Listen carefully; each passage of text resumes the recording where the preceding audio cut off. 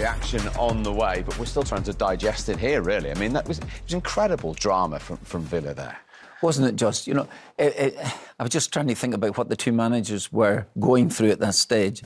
I believe that if the minute that Arsenal got off the bus, if you had said to Arteta, I'll take this draw here today, they'd taken it all day long and just got back down to London again.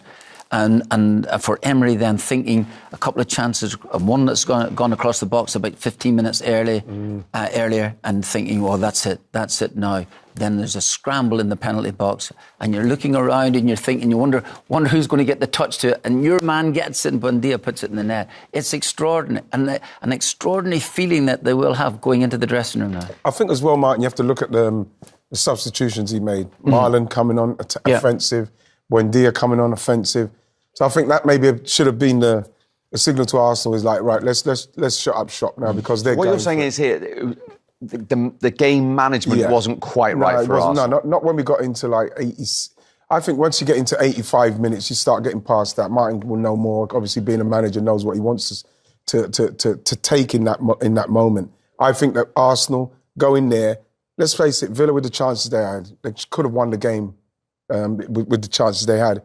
I think you then say, right, let's take what we've got now and get back to London, Mark. I have the utmost regard for you, Red, but here's my point. I think some players have to take responsibility. You mentioned Madueke should have run it into the corner. Yeah. These are the type of things. The manager would be encouraging him to do exactly that. Yeah. So, you know, you're talking about the man management there, or the game management time, then sometimes it's not down just to the manager. He would have been shouting those, although Madueke wouldn't have been able to have heard him, but he would have been shouting, take it to the corner. So your point is players on the pitch at that point should take responsibility. I think you know this. These are not young players anymore. You should know this. You know the last 5 minutes of a match is going to be very tight. You'll know what the manager's thinking. He will have taken the draw. Now, it's great to be offensive and it's great to be thinking that you can score in the last minute. And if you did get it, let's say Madueke had broken through and then suddenly something opened up for him, he scored a goal. There'd be nobody back in the dressing room saying, oh, we were going for that. You know, I remember one particular incident at Nottingham Forest in a European Cup game when a lad called Colin Barrett made this big run against Liverpool. We're 1-0 up, and the management team are desperate for him to stay put. He keeps running, and they're shouting at him to get back. He scores the goal, and it's, oh, fantastic. Yeah. So what I'm saying is that you know, the game can change, but absolutely, definitely, that Arsenal would have taken the draw there with 5 minutes to go. Yes. Is it too simple to say, if you've won the league and been there before, that you know you do that, you feel it, you smell it? Well, you could say that now when you lose a game like that at that stage of the game. You could say, it's because they haven't done that. But I have to agree with Martin. Naturally, as a forward, if we're getting into that stage of the game when they're putting pressure on, they've just put two forwards on, two offensive, then you naturally know, Steve, that, you know, I'm going to start running into corner flags now. You know, because like a point at Villa at this stage is good. And I think a lot more people will lose points at Villa Park. Of course. Like, it would have been a good one to take. Yeah, absolutely. Yeah, it's, again, you're away from home. You're against the side who are right up alongside you. And this is a very, very important stage of the season. Every game, I suppose, is. But now coming into Christmas, and the last thing you want to do is just surrender that great record that you've had in the circumstance that you've had. Had Villa scored 15 minutes earlier, and you then are desperate to try and get an equaliser yourself, you'd fine, absolutely, change all sorts of plans. But when you're holding on to something then at the end of the day, and you've had a little bit of luck about 10 minutes earlier, take that luck and just run it into the corner. Could Arsenal have done anything more with the goal? I mean, they put 2 or 3 tremendous blocks in the build-up, didn't they? Well, this is what I'm saying. I thought it was brilliant defending. I was hoping that someone would clear it, but the way it was going, you know, the way Buendia, you could just see where Buendia is. He just stays in and around it, you know. He has a shot there, you know what I mean? He passes it there, but then he gets up and he's just staying involved, waiting for something scratched. But then that's the composure. Yeah. He's waiting for something, and the composure is to not just slash it.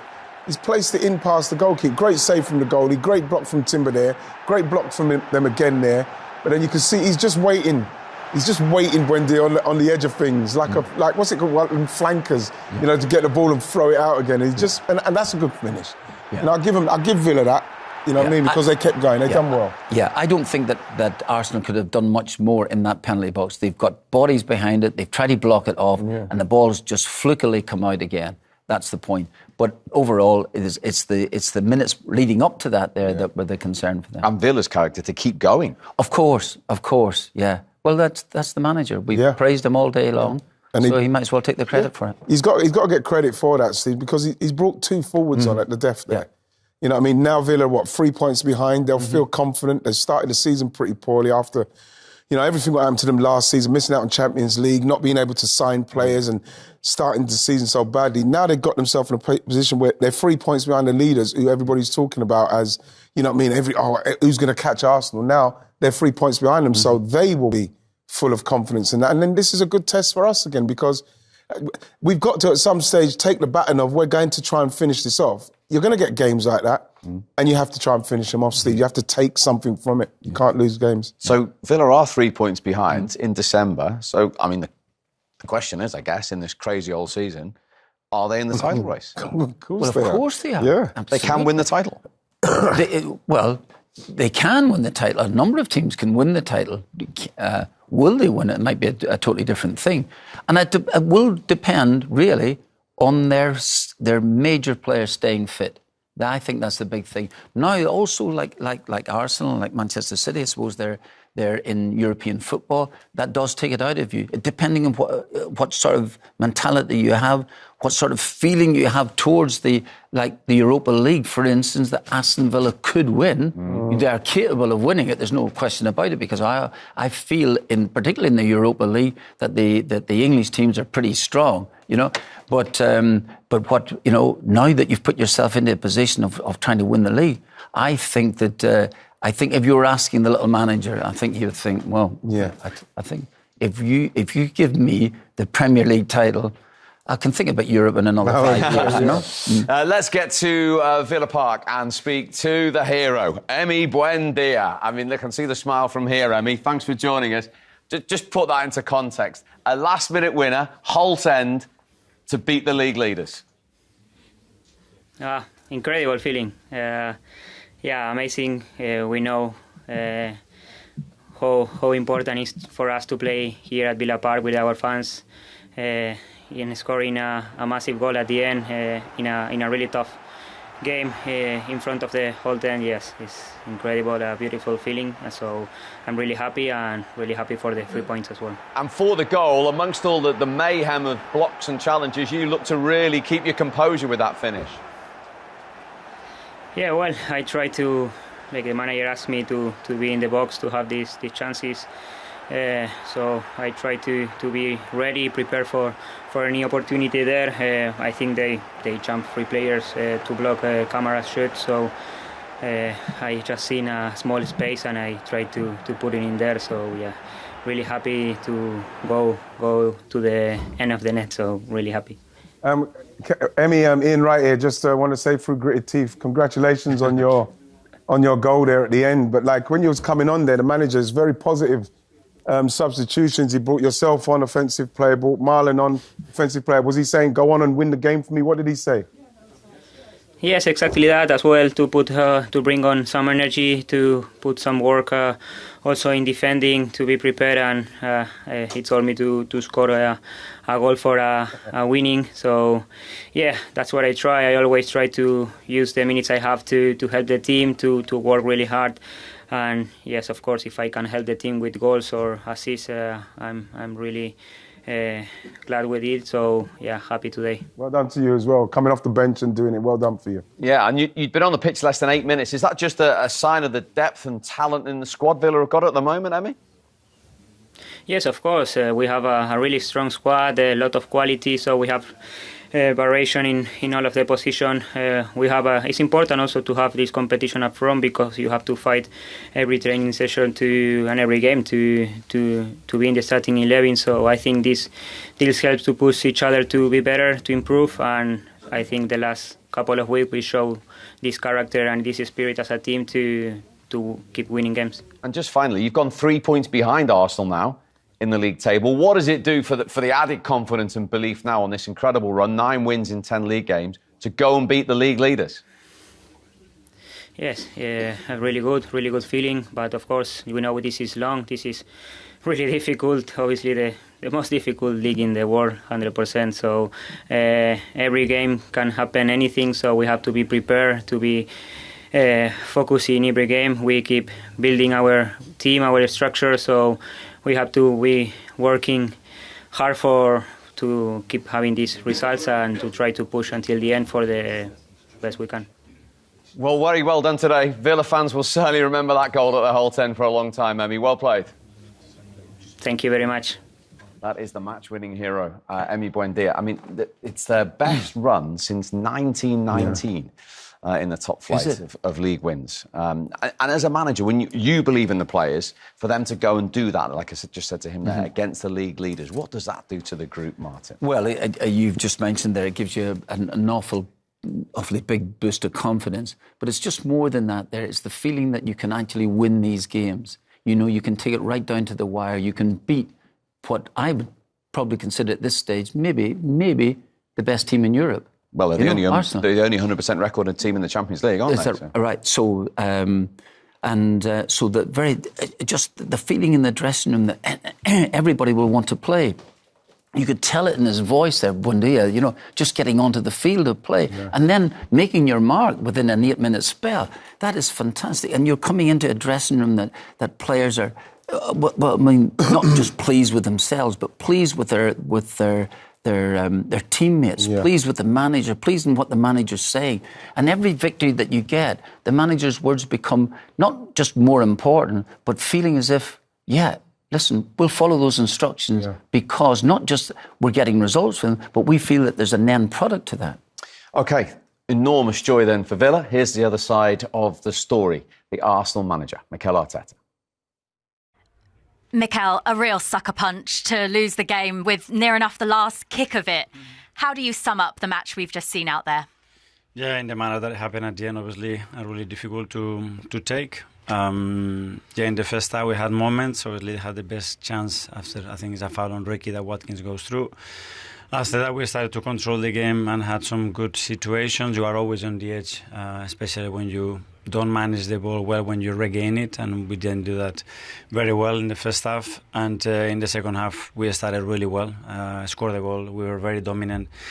But then we had periods that, again, the same issue appeared, and then we couldn't have the dominance, and we allowed certain open spaces. We gave 2 balls away ourselves to the opponent that could have cost us the game before actually the goal. And then the last kick of the game, we had the chance with Declan, puts the ball across for Noni and Victor. We don't score. Goal kick long, second ball, clear the ball, individual action, a lot of chaos inside the box, and you end up losing it. So it is painful. In the second half particularly, it seemed quite difficult for either side to get any sustained control. Why do you think that was? Well, I think it's the manner that we play, the quality that's on the pitch, and the moment somebody beats his own man and a duel, the space is open. And they are really good at that. Credit to them for what they do. They are a really good side. And we had our moments to go and score the second goal. We were very, very close in a few times. And at the end, I said, after 18 games unbeaten, which is a long run, you need to lift up and go again. Do you see this as a missed opportunity, especially with playing first this weekend, where you could have gone 8 points clear? It's now 3 points to Villa in second. Yes, but every week is going to be like this. I mean, we are 18 games unbeaten and you're still the margin so small. So this is what we have to do. We have to focus on ourselves and certain standards that today, particularly individually, we didn't raise that level, and the effort was absolutely there, and use that pain to go again. That's football. How do you ensure then that this defeat today doesn't derail any good momentum you've built up, particularly mentally in that dressing room? Well, because the consistency levels that we showed with everything that happened to us has been incredible, so I have no arguments to think otherwise. Thanks, Mikel. Thank you. Very philosophical. Wolves are at home next in the Premier League after the Champions League trip to Bruges in the week. You have to remember, this is Arsenal's first defeat in 97 days here. Yeah, you know, and what was interesting was not losing for 18 games, and it's still, the margins are really short, really small. But like, again, you're listening to a manager who knows exactly where he is, what the team's capable of, what they should be doing, what can happen if you don't do certain things right. And he was right, they were individually, they've done some good stuff to continue to create against us. And that's what's going to happen for the rest of the season. That's why to win these games, to get the cushion, is because you're going to come up against teams that are going to be tough to beat like that. When you go away, you might get a point, but then you might lose, and then the cushion helps you to build your confidence so you can get those points back next week. But what you don't want to get into, Steve, is losing those games and then losing another one, not winning at home, and then all of a sudden people catch you up, go past you, and then you'll feel the pressure of not being able to finish this off. But he sounds really good. He sounds very, very, focused. This is the psychological side as well. Yeah, and so he should be, really, because they've been on a fantastic run. They've conceded in the last minute of the game here, and that'll hurt, definitely, on the way down back to London again, and over the weekend it'll hurt. And it doesn't really matter. I don't think for 1 minute he'll be thinking of what might have been. Oh, well, listen, if we could have won today, we'd have gone 8 points clear, at least for 10 minutes or whatever the case may be. So no, I don't think any of those thoughts are going through his head. It's just been beaten today, but you start again. But they've built up in that unbeaten run. They built up a great spirit. They built up a strength, a will not to get beaten in matches. And that will stand them in great stead over the course of the season. The truth is this year, I think that we all think here at this minute, any team who finished this particular season in front of Arsenal probably going to win the league. OK, So, here's a quick reaction from the former Arsenal and now, of course, Aston Villa manager, Unai Emery. Unai, congratulations. You said to us before the game, you love games like this, testing yourself against the best team in the league right now. So what does this win mean to you? Good afternoon. Yeah, so happy. We finished this week really playing like we need, firstly competing, being demanding ourselves, adapting of the opponent, but playing personality. And we play really personality, dominating sometimes, getting their box, being intense and aggressive when we needed it. And so happy because Villa Park is special. The supporters, they transmit their energy. Of course, we need to transmit our energy to them, and we did it. And then play football. And how they are responding, the players, is really fantastic. After the way Aston Villa started this season, it was a really tough start for your team. Now, you're second in the league. How have you turned this around, and what can this team achieve this season? It's playing to the Manchester City. Of course, we are going to focus game by game, because we know our only success way is coming if we are doing like that. Trying to focus each competition. Now we are going to play Europe League. Of course, Premier League is our first target. Through it, we must get our objective collectively. And of course, how we are doing, how we are competing, how we are more or less sometimes even struggling, but reacting and quick, again, responding like we did today. I think this is the most important through the players. The players, they are the protagonists, and today they show it. Thank you very much, Unai. Thank you. It's a great day for him. Villa have gone within 3 points of Arsenal, but as you can see, Manchester City shortly have the opportunity to go within 2 of the Gunners.